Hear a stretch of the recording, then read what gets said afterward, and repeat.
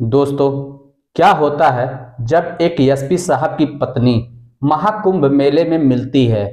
जो 12 साल पहले गुम हो गए थे, वो ऐसी हालत में मिलती है कि एसपी साहब के पैरों तले से जमीन खिसक जाती है। दोस्तों, महाकुंभ मेले में आए दिन कई चमत्कार हो रहे हैं। हाल ही में अभी एक और चमत्कार देखने को मिला, जब एक एसपी साहब की पत्नी आज से 12 साल पहले गुम हो गई थी और इस महाकुंभ मेले में इस हालत में मिलती है कि देखने वाले के पसीने छूट जाते हैं। आखिर एसपी साहब की पत्नी किस हालत में मिलती है और गायब कैसे हुई थी, आइए जानते हैं पूरी घटना इस वीडियो में। लेकिन वीडियो में आगे बढ़ने से पहले बस वही छोटी सी रिक्वेस्ट कि वीडियो को लाइक नहीं किए तो वीडियो को लाइक कर दीजिए, चैनल को सब्सक्राइब नहीं किए तो सब्सक्राइब कर दीजिए, जिससे मेरा हौसला बढ़। दोस्तों, ये घटना है उज्जैन की। वहां गरीब परिवार में एक लड़का होता है जिसका नाम विनय होता है। वो पढ़ने लिखने में बहुत ही कमजोर था। उसका बिल्कुल भी पढ़ने लिखने में मन नहीं लग रहा था। उसके माता पिता चाहते थे कि मेरा लड़का पढ़कर या तो पुलिस अफसर बने या तो कोई सरकारी नौकरी करे, लेकिन विनय का मन बिल्कुल भी पढ़ाई में नहीं लगता था। इसी वजह से वो पढ़ना लिखना नहीं चाहता था। किसी तरीके से 10 और 12 की परीक्षा उसने पास कर ली, लेकिन 10 और 12 में उसने बहुत कम नंबर पाया, जिसकी वजह से उसके माता पिता बहुत नाराज रहते थे। विनय आगे की पढ़ाई नहीं करना चाहता था, लेकिन जबरदस्ती उसके पिता उसका नाम एक सरकारी कॉलेज में लिखवा देते हैं। विनय ना चाहते हुए भी उस कॉलेज में पढ़ने के लिए जाता है, लेकिन वहां पे भी मौज मस्ती किया करता था।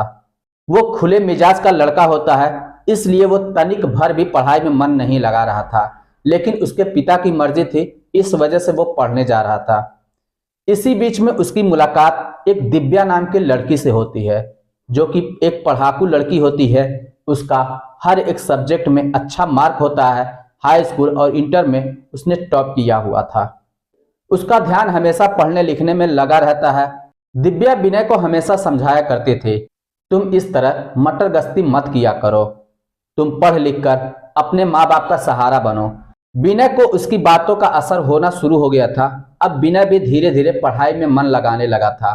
इस तरीके से दोस्तों करीब 1.5 साल का समय बीत जाता है। दोनों के बीच में धीरे धीरे दोस्ती जो थी वो प्यार में बदल जाती है। 1.5 साल के बाद विनय दिव्या को प्रपोज कर देता है और कहता है, मैं तुमसे दिलो जान से प्यार करता हूँ, मैं तुम्हारे बिना जिंदा नहीं रह सकता। दिव्या कहती है, प्यार तो मैं तुमसे भी करती हूँ, लेकिन मेरे माता पिता तुमसे शादी करने के लिए नहीं मानेंगे।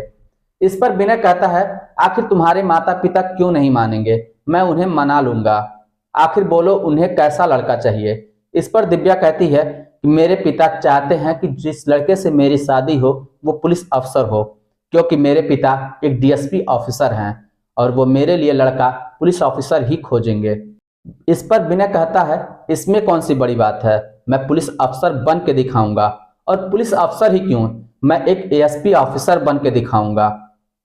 इस पर दिव्या कहती है कि जितना तुम सोचते हो ये उतना आसान नहीं है, क्योंकि दिव्या को अच्छी तरीके से पता होता है कि एसपी ऑफिसर बनना कोई खेल नहीं है, कोई मामूली बात नहीं है। हर कोई एसपी ऑफिसर नहीं बन सकता। इस बात को जब विनय सुनता है तो कहता है, तुम परेशान ना हो, मैं तुम्हारे लिए कुछ भी करने के लिए तैयार हूं, लेकिन मुझे तुम्हें पाना है तो पाना है। इस बात को सुनकर दिव्या थोड़ी खुश तो हो जाती है।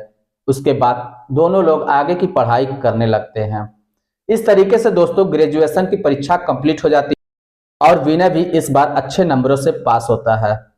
उसके बाद विनय और दिव्या दोनों लोग साथ ही साथ दिल्ली चले जाते हैं। दिव्या पुलिस ऑफिसर की तैयारी करने लगती है और वहां पे विनय पहुंचकर एक कोचिंग सेंटर में नाम लिखवा लेता है और वहीं पे रहकर यूपीएससी की तैयारी करना शुरू कर देता है। धीरे धीरे समय गुजरता है और फर्स्ट एग्जाम जब आता है तो फर्स्ट एग्जाम में वो फेल हो जाता है। पहला अटेम्प्ट भी वो गंवा देता है। चूंकि उसने मेहनत दिन रात की थी, लेकिन फिर भी वो पहला अटेम्प्ट पार नहीं कर पाता। इस बात से विनय को बहुत दुख पहुंचता है, लेकिन वो प्रयास नहीं छोड़ता, वो हिम्मत नहीं हारता।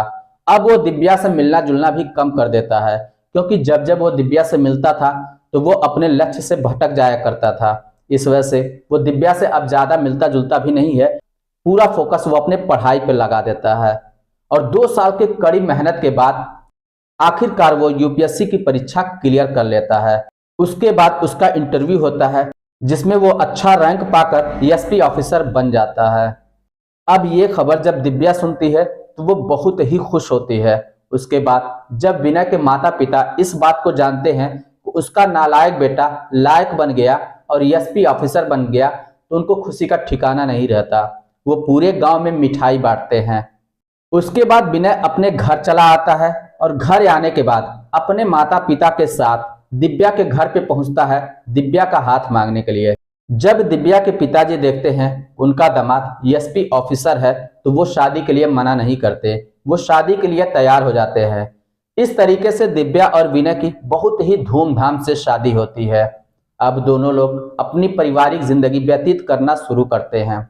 दोस्तों, कुछ समय के बाद सावन का महीना चल रहा होता है, तो उस बीच में दिव्या विनय से कहती है कि सुनते हो, मैंने मन्नत मांगी थी कि अगर तुम एसपी ऑफिसर बन जाओगे तो मैं महाकालेश्वर मंदिर जाऊंगी और वहां पे चढ़ावा चढ़ाऊंगी। मैं चाहती हूं कि सावन का महीना चल रहा है और आज सोमवार का दिन है, तो क्यों ना मैं महाकालेश्वर के मंदिर हम लोग चला जाए। विनय दिव्या की बात मान लेता है और दोनों महाकालेश्वर मंदिर पहुंच जाते हैं। वहां पे भक्तजनों की काफी संख्या में भीड़ लगी हुई थी। लोग लाइन में लगे हुए थे। दिव्या और विनय भी लाइन में लग जाते हैं और धीरे धीरे अपनी बारी आने का इंतजार करते हैं। जबकि विनय चाहता तो अपने पावर का इस्तेमाल करके वो वीआईपी दर्शन कर सकता था, लेकिन उसने ऐसा नहीं किया क्योंकि दिव्या ने उसे मना किया था। उसने कहा था, हम एक आम नागरिक की तरह ही प्रभु के दर्शन करेंगे। इस तरीके से दोस्तों समय बीतते बीतते शाम हो जाती है। शाम के बाद कुछ रात हो जाती है, तभी वहां पे भगदड़ मच जाती है। उस भगदड़ के बीच में दिव्या का हाथ विनय के हाथ से छूट जाता है और दोनों इधर उधर हो जाते हैं। थोड़े समय के बाद भगदड़ खत्म होती है। उसके बाद विनय दिव्या को ढूंढने लगता है। दिव्या को इधर उधर ढूंढता है, लेकिन दिव्या का कुछ भी पता नहीं चलता। वो अपनी पावर का इस्तेमाल करता है, पुलिस फोर्स भी लगा के सर्च कराता है, लेकिन फिर भी दिव्या का पता नहीं चलता। वो हर संभव प्रयास कर रहा था कि किसी तरीके से दिव्या मिल जाए, लेकिन दिव्या का कुछ भी पता नहीं चलता। इस तरीके से दोस्तों धीरे धीरे समय गुजरता जाता है। महीने बीत गए, साल बीत गए और 12 सालों के बाद विनय के माता पिता एक दिन इच्छा जताते हैं कि बेटा, महाकुंभ का मेला लगा हुआ है, ना हो तो 1-2 दिन की छुट्टी ले लो और हम लोगों को महाकुंभ का मेला दिखा लाओ। विनय अपने माता पिता की बात को मना नहीं कर पाता और वो छुट्टी लेकर अपने माता पिता को लेकर प्रयागराज महाकुंभ मेला दिखाने के लिए पहुंच जाता है। वहां पे उसने बहुत से साधु संतों का दर्शन किया, बहुत से दिव्य पुरुषों के दर्शन किया। इसी क्रम में वो आगे बढ़ता रहा। तब उसको एक ऐसे साधु मिले जो कि अपना एक हाथ ऊपर किए हुए थे। जब विनय उनके पास पहुंचता है और उनसे पूछता है तो वो कहते हैं, बेटा, ये एक तरह की तपस्या है। मैं पिछले 25 सालों से अपना एक हाथ ऊपर उठाए हुआ हूं। उसके बाद विनय आगे पहुंचता है तो देखता है कि एक महात्मा है जो अपने सर पर रुद्राक्ष की माला धारण करे हुए हैं, जिसका वजन करीब 20 से 25 किलो होता है। एक आम व्यक्ति के लिए कुछ क्षण भी उठाना मुश्किल होता है।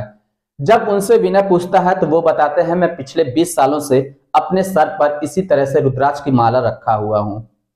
विनय उसके बाद थोड़ा और आगे बढ़ता है। तब तक उसे एक शोरगुल सुनाई देता है। वो जहां पे शोरगुल हो रहा था, विनय वहां पर पहुंचता है तो देखता है कि एक महात्मा है जो कि कांटे पे लेटे हुए हैं।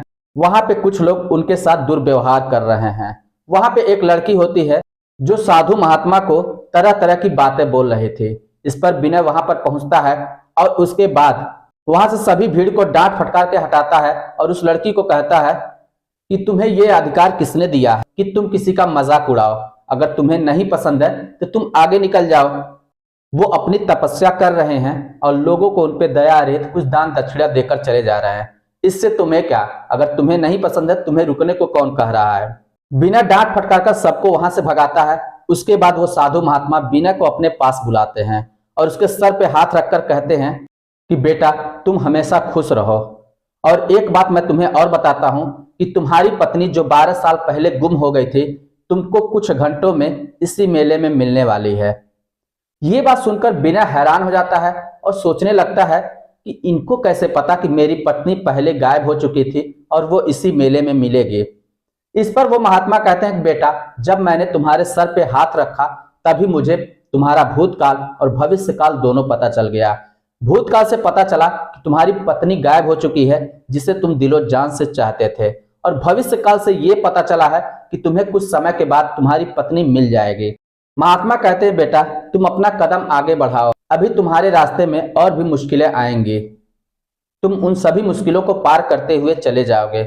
इसके बाद विनय वहां से निकलता है और अपनी पत्नी को इधर उधर पागलों की तरह ढूंढने लगता है कि शायद पत्नी किस हाल में मिलेगी, कहाँ पे मिलेगी, उसको कुछ पता नहीं होता है।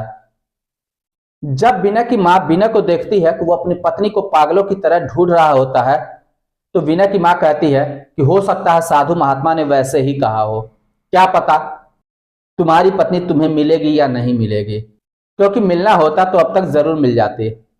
लेकिन विनय कहता है कि माँ, अगर ऐसा होता तो उन्हें यह कैसे पता होता कि मेरी पत्नी ही गायब हुई है, और वो भी 12 साल पहले। इस बात को कहकर वो अपनी माँ को शांत करा दे देता है और फिर अपनी पत्नी को ढूंढना शुरू कर देता है। कुछ क्षण के बाद फिर उसी साधु महात्मा के पास पहुंचता है, तो वो साधु महात्मा फिर से मिलते हैं। उसके बाद उनसे पूछता है कि बाबा, आप मुझे बता दीजिए कि मेरी पत्नी कब मिलेगी।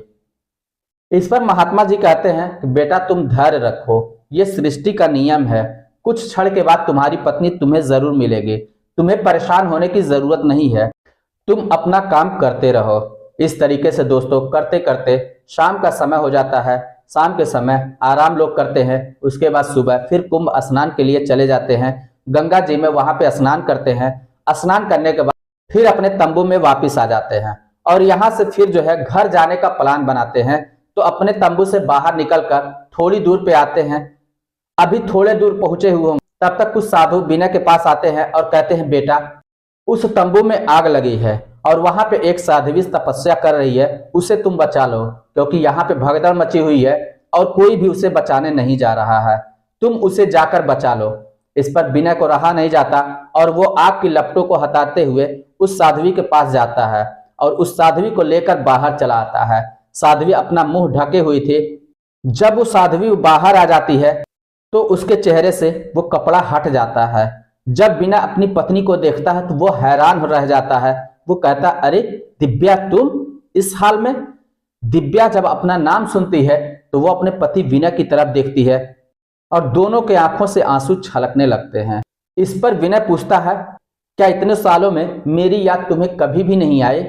और तुम उस समय जब बिछड़ी तो कहाँ चली गई थी? इस पर दिव्या बताने लगती है कि जब उस महाकालेश्वर मंदिर पे मैं बिछड़ी तो वहां से मुझे कुछ साधु अपने साथ लेकर गए और वहां पे ले जाने के बाद मुझे कुछ ऐसा खिला दिया ताकि मैं उनकी बातें मानने लगे, और धीरे धीरे वो लोग मुझे बताते रहे कि मोक्ष क्या चीज होती है और परमात्मा की प्राप्ति कैसे होगी। अब मेरा मन कहीं और भी नहीं लगता, मेरा मन केवल साधना पे लगता है। तभी से मैं हर जगहों पे जाया करती हूँ और अपनी साधना में लीन रहा करती हूँ। उसके बाद विनय कहता है कि चलो छोड़ो ये सब, अब तुम मेरे साथ चलो, क्योंकि मैं तुम्हारे बिना जीवित नहीं रह सकता। इस पर दिव्या कहती है, अब मुझे उस दुनिया में ना लेकर जाओ, मुझे उस दुनिया की मोह माया बिल्कुल भी नहीं है। मैं जिस जिंदगी में आ चुकी हूँ, मेरा जीवन केवल भगवान को अर्पित है और मैं साधना में ही खुश हूँ और मुझे इससे ज्यादा और कुछ नहीं चाहिए। मुझे दुनिया की मोह माया में मत ले जाओ। जब इतनी बातें विनय सुनता है तो उसकी आंखों से आंसू छलकने लगते हैं। वो अपने आप को संभाल नहीं पाता। तो उसकी माँ और भी साधु महात्मा लोग रहते हैं। जब विनय को समझाते हैं तो विनय कहता, ठीक है, जिस रास्ते पे तुम गई हो ईश्वर करे तुम्हारा उद्धार हो। ये कहते हुए फिर वो मेले से वापस अपने घर पे चला आता है और अपना कामकाज सही तरीके से संभालने लगता है और अपने आगे की जिंदगी यापन करना शुरू कर देता है। तो दोस्तों, ये रही कहानी। आपको कहानी कैसी लगी? आपकी जो भी राय हो आप हमें कमेंट बॉक्स में लिखकर जरूर बताइएगा। चलिए फिर मिलते हैं नेक्स्ट वीडियो में। तब तक के लिए जय हिंद।